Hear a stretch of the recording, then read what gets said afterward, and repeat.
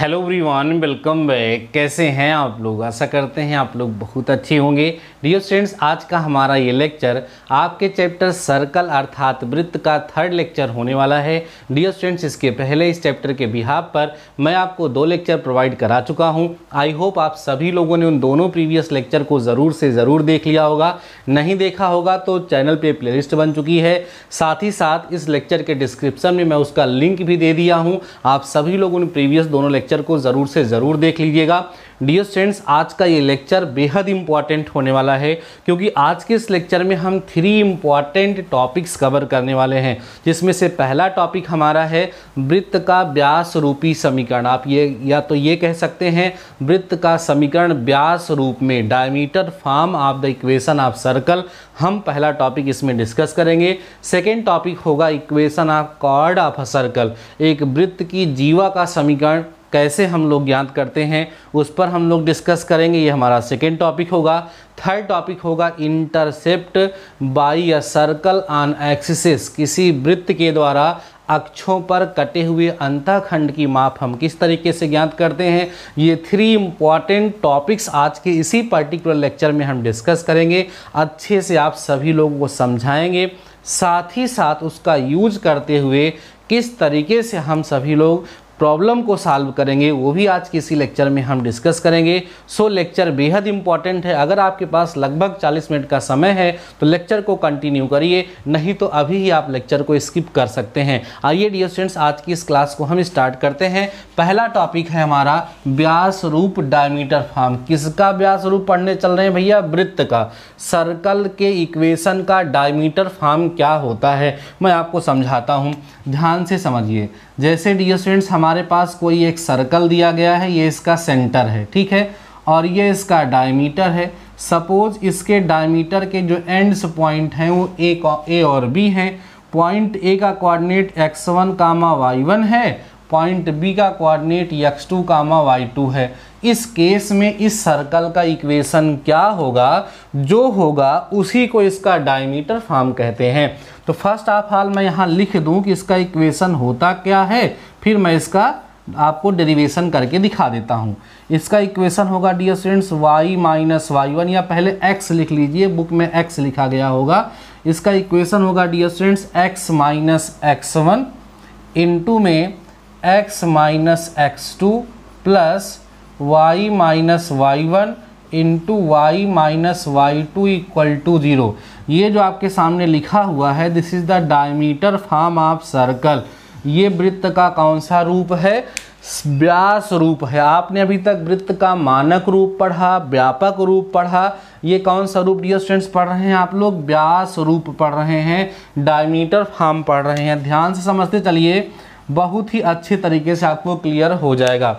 अब मैं ज़रा इसको डेराइव करके दिखाता हूँ कि ये डेरिवेशन हम लोग कैसे करते हैं, कैसे ये आता है। ध्यान समझिए, हमने कहा था किसी भी सर्कल का इक्वेशन पता करना होगा तो सबसे पहले उस पर एक पॉइंट लेंगे हम पी एक्स कामा वाई।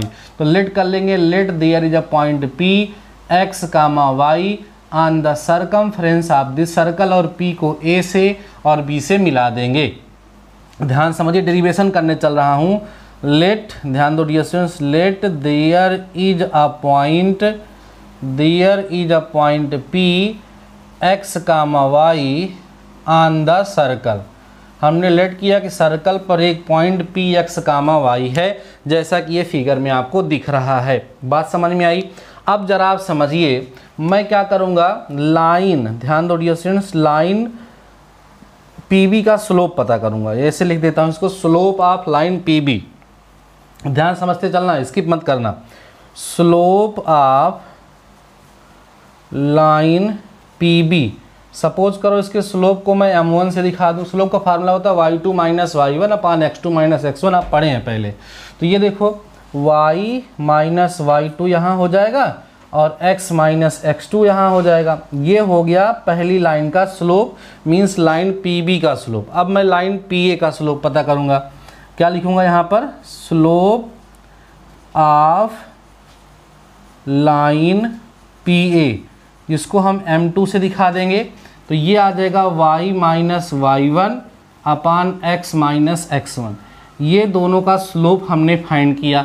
अब आप कहोगे सर ये स्लोप क्यों फाइंड कर रहे हैं, क्योंकि हमें जो है डियर स्टूडेंट्स इस x1 y1 x2 y2 xy में रिलेशन पता करना है। अब जरा सुनिए, ये जो एंगल आपको यहाँ दिख रहा है ये एंगल सेमी सर्कल में बना हुआ है, अर्धवृत्त में बना हुआ है। और पहले आप लोगों ने पढ़ा है कि अर्धवृत्त अर्थात सेमी सर्कल में जो एंगल बनता है वो 90 डिग्री का होता है, अर्थात राइट एंगल होता है। तो हम यहाँ लिख देंगे since angle B is in right angle या इज इन सेमी सर्कल, कहाँ है भैया, अर्धवृत्त में है। Therefore angle B is equal to कितना होगा 90 डिग्री। देयरफॉर हम ये कह सकते हैं कि पी ए लाइन और पी बी लाइन जो होगी डियर स्टूडेंट्स वो एक दूसरे के क्या होंगी, परपेंडिकुलर होंगी। और अगर परपेंडिकुलर होंगी तो दोनों के स्लोप का product means m1 into m2 equal to क्या होगा, -1 होगा। ऐसा आप बहुत पहले पढ़ चुके हैं, जब आप प्रिपरेशन कर रहे थे पॉलिटेक्निक एंट्रेंस एग्जाम की, तब भी आपको पढ़ाया गया था दो रेखाओं के लंबवत होने का प्रतिबंध m1 into m2 equal to -1 होता है। अब m1 की वैल्यू आप यहाँ पता किए हैं, क्या है भैया, y minus y2 upon x minus x2 into में क्या है भैया, y minus y1 upon x minus x1 equal to क्या कर देंगे हम, -1 कर देंगे। और इसको डियर स्टूडेंट्स हम क्या करेंगे, सिंप्लीफाई कर देंगे। ज़रा सिंप्लीफाई करेंगे तो आपको यहाँ से क्या मिलेगा, y माइनस y2 फिर y minus y1 equal to, यहाँ जाएंगे तो माइनस, इसको पहले लिख लो, x माइनस x1 और x माइनस x2 ऐसा मिल जाएगा।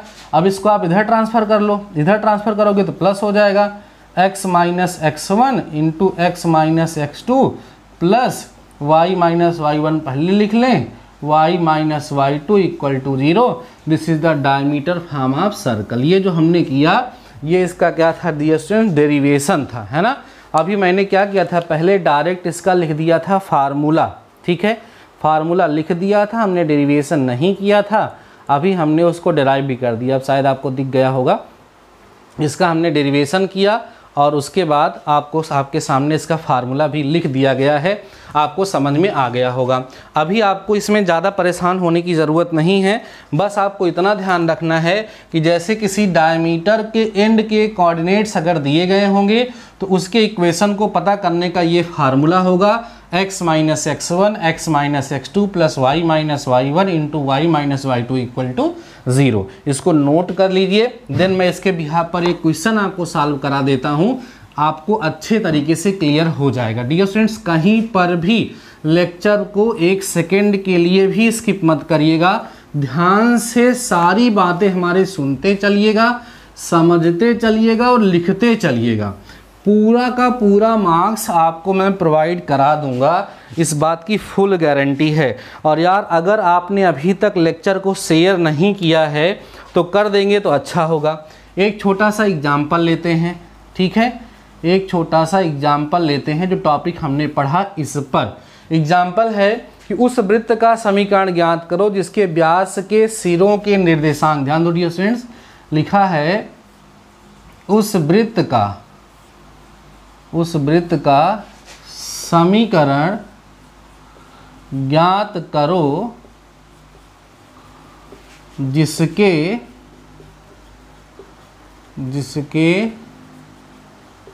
व्यास के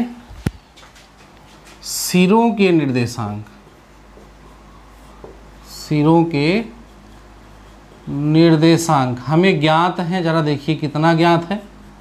निर्देशांक हमें दिया जा रहा है डियर स्टूडेंट्स -2, 4 तथा, ठीक है, तथा हमें दिया जा रहा है 3, -5 है।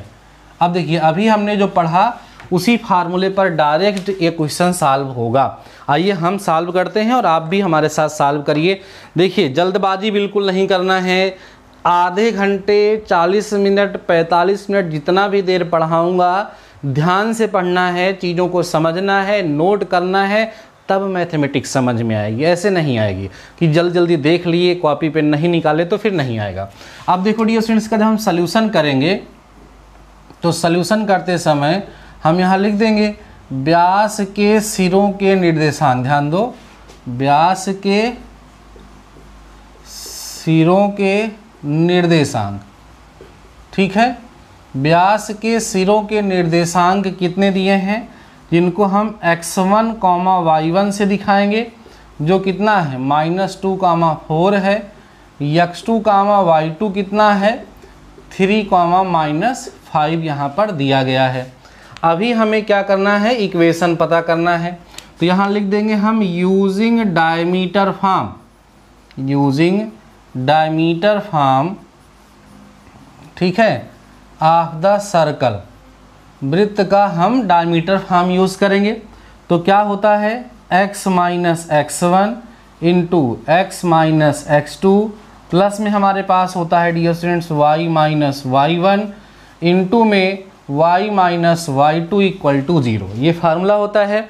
वैल्यू यहाँ पर हम लोग पुट कर देते हैं। x - x1 कितना होगा डियर स्टूडेंट्स, x1 ये है तो +2 हो जाएगा। x - x2 करेंगे तो x - 3 हो जाएगा।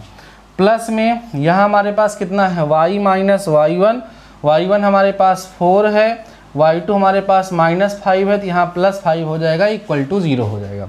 अभी आप इसको मल्टीप्लाई कर लीजिए, क्या आएगा डियर स्टूडेंट्स, x² आएगा, माइनस में 3x आएगा, प्लस में 2x आएगा, है ना, और माइनस में कितना आएगा 6 आएगा, ठीक है। अब इसको आप क्या करेंगे, मल्टीप्लाई कर देंगे, तो क्या आएगा y² आएगा, +5y आएगा, -4y आएगा, और माइनस में 20 आएगा इक्वल टू क्या लिख देंगे 0 लिख देंगे।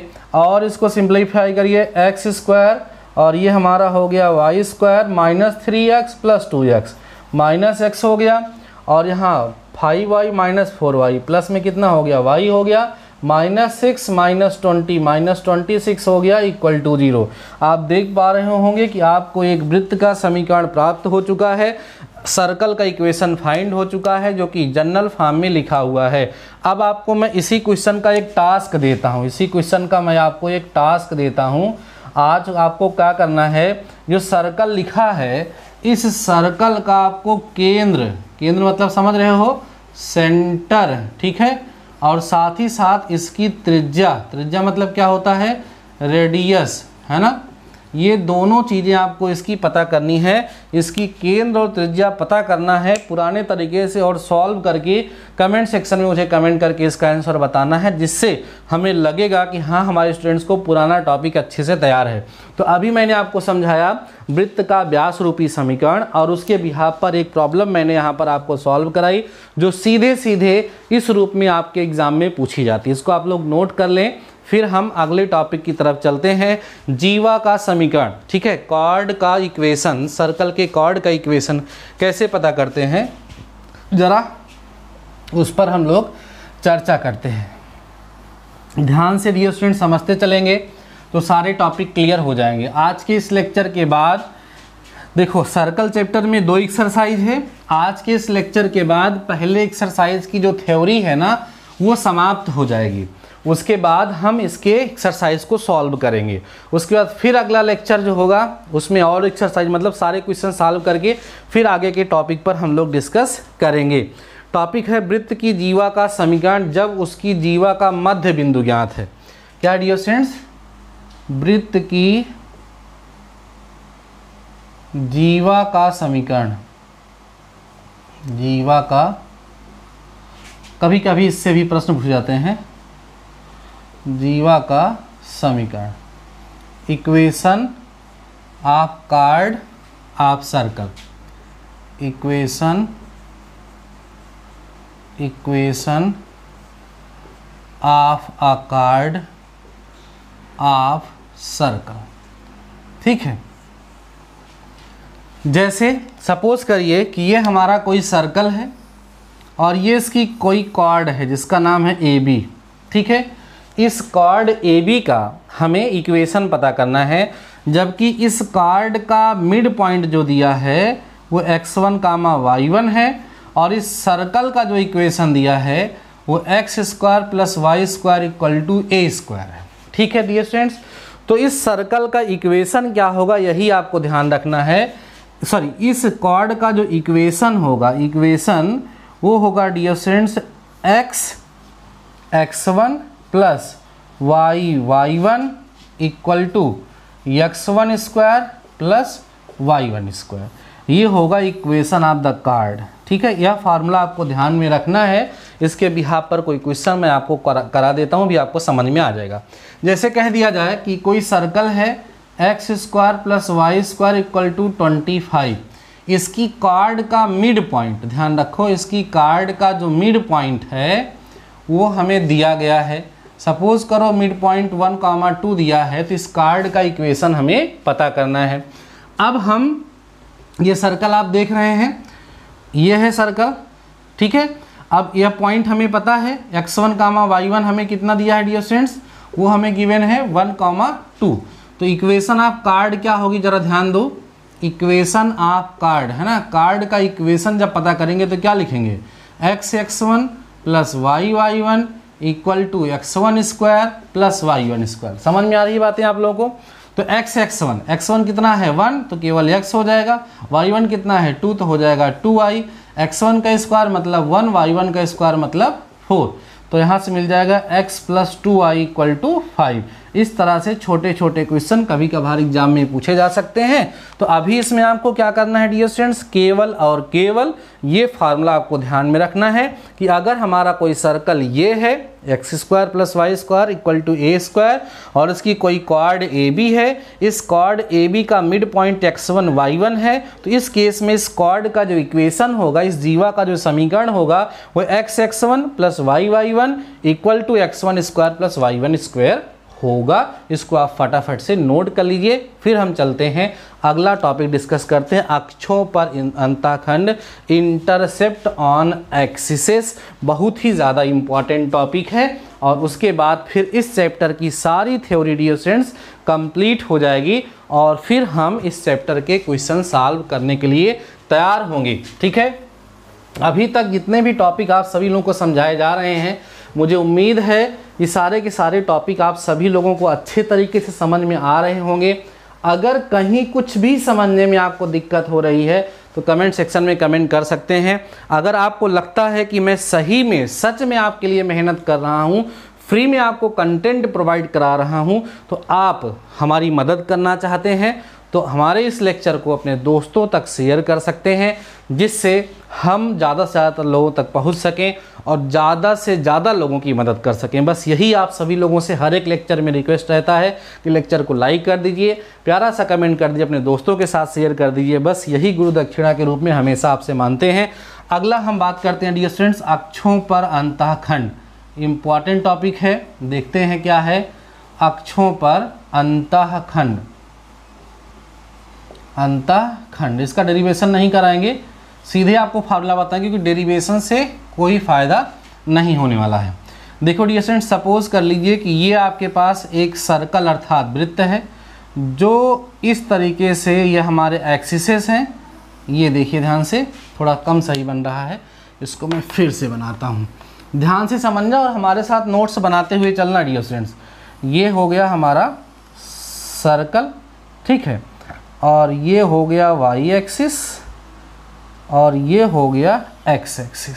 ध्यान दो, समझोगे ध्यान से। ये होगा हमारा एक्स डैश और ये हो गया डियर स्टूडेंट्स हमारा वाई डैश। ध्यान समझिए। सपोज कर लेते हैं ये जो सर्कल है इसका equation X square plus Y square plus 2gx plus 2fy plus C equal to 0 है। आप कह सकते हैं कि आपने तो सर सर्कल का कौन सा इक्वेशन लिख दिया है, जनरल इक्वेशन लिख दिया है। ठीक है, जनरल इक्वेशन लिख दिया है, अर्थात व्यापक रूप आपने लिख दिया गया है। अब तो हमें करना क्या है कि अगर ये इक्वेशन एक्स एक्सिस और वाई एक्सिस पर अलग अलग इंटरसेप्ट काट रहा है, सपोज करो एक्स एक्सिस पर ए बी का इंटरसेप्ट काट रहा है और वाई एक्सिस पे सी डी का इंटरसेप्ट काट रहा है, इंटरसेप्ट माने अंतःखंड होता है, तो इसकी लेंथ को हम कैसे पता करेंगे। तो डियर स्टूडेंट्स, एक्स एक्सिस पर जो इंटरसेप्ट काटता है ए बी इक्वल टू, उसको निकालने का तरीका होता है 2√g² माइनस सी। फार्मूले का डेरिवेशन नहीं कराना है हमको, क्योंकि ये आपको केवल ध्यान रखना है जिससे भविष्य में कहीं ज़रूरत पड़े तो इसका यूज हम लोग कर सकें। वाई एक्स पे जो कटा हुआ अंतःखंड होता 2√f² माइनस सी, इसका डियर स्टूडेंट्स फार्मूला होता है। ये आपको ध्यान रखना है। एक्स अक्ष ध्यान से समझ लीजिए सब लोग, क्या समझे?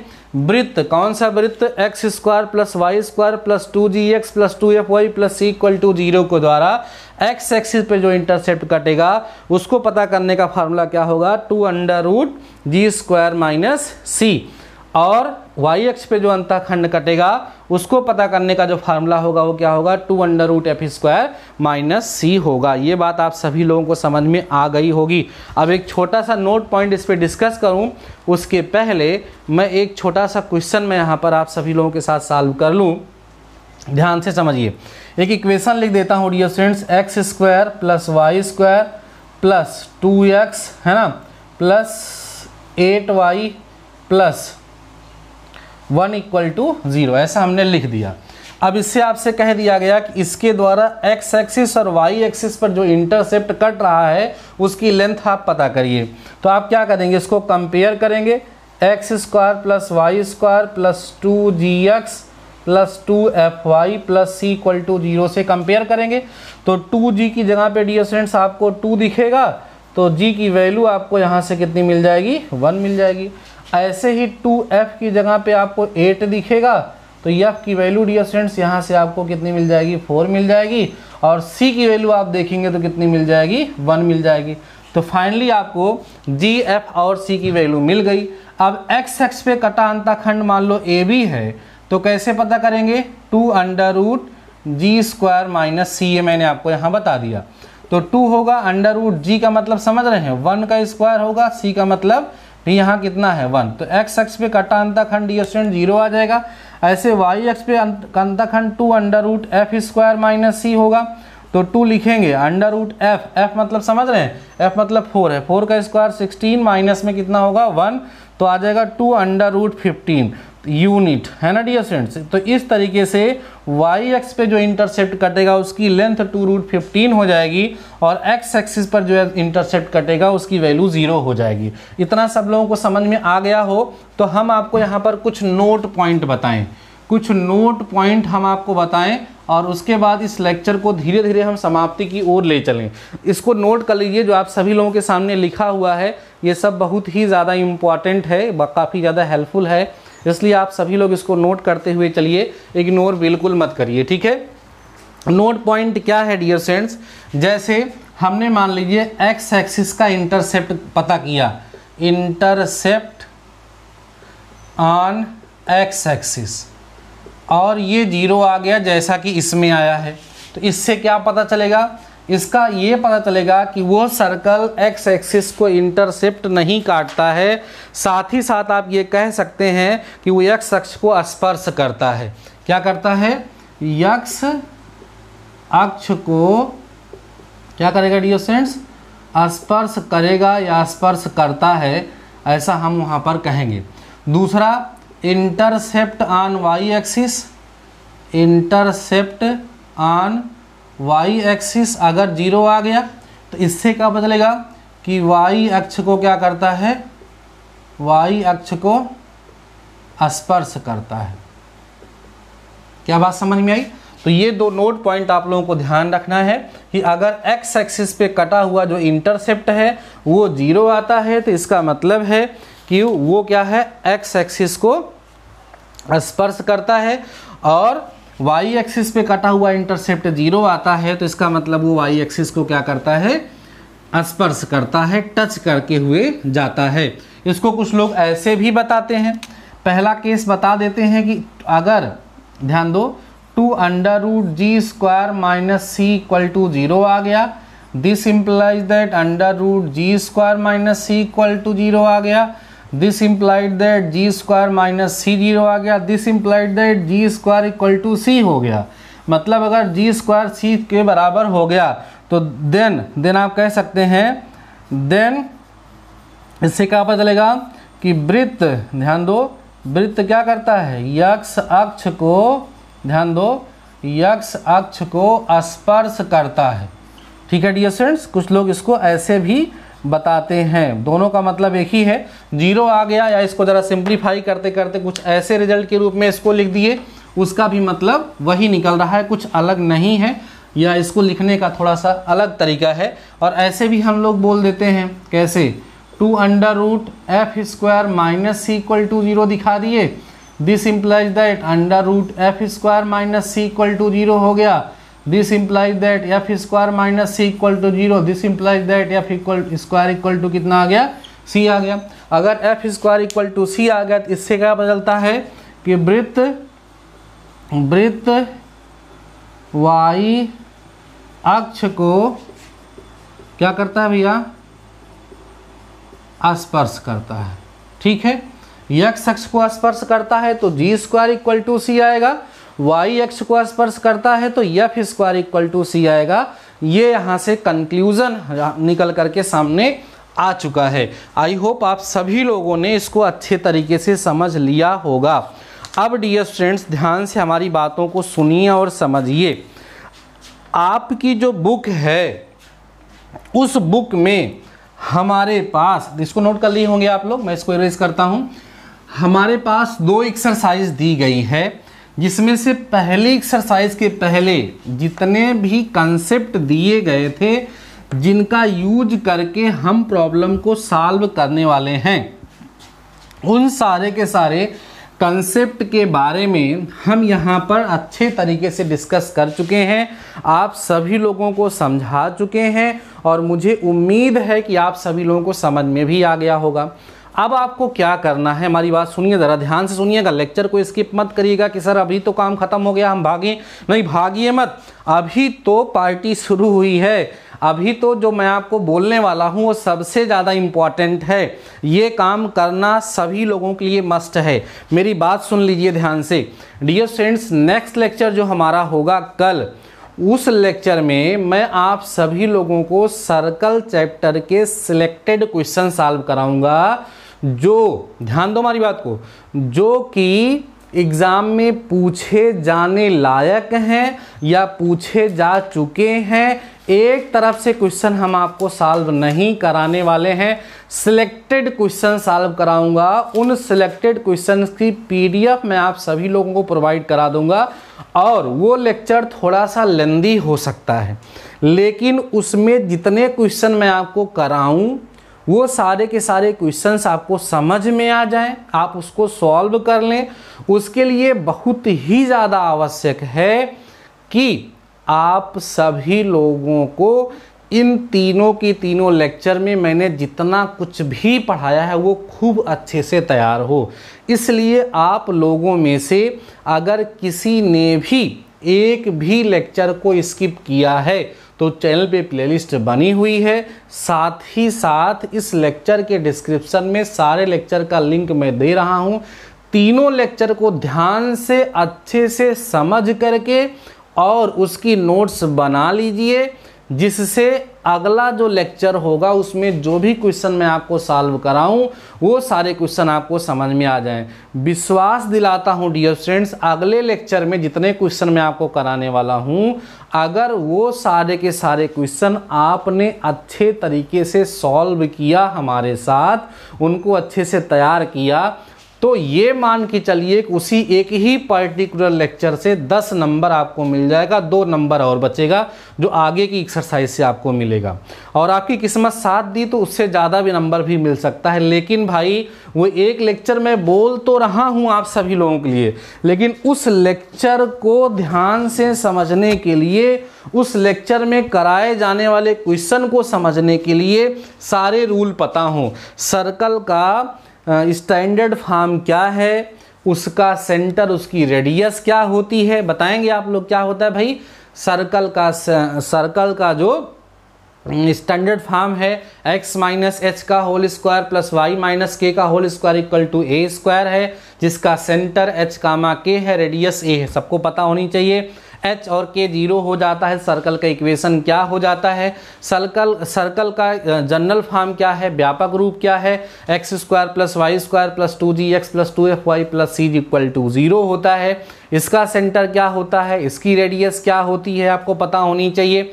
उसके बाद फिर हम आगे बढ़ेंगे तो सर्कल जो है हमारा वृत्त, उसका व्यास रूप क्या है आपको पता होना चाहिए। सर्कल की जो जीवा है अर्थात क्वाड, उसका इक्वेशन क्या होता है, उसको हम लोग किस तरीके से पता करते हैं।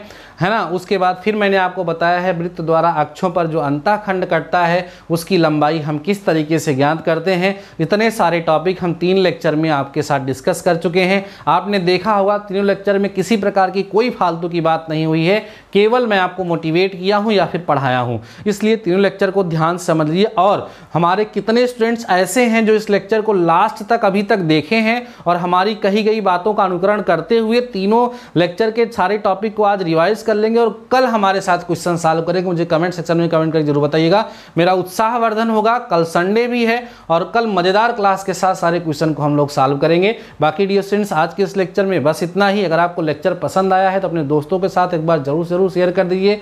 बाकी मिलते हैं नेक्स्ट लेक्चर के साथ, नेक्स्ट टॉपिक के साथ। तब तक लिए शानदार रहिए और पढ़ते रहिए।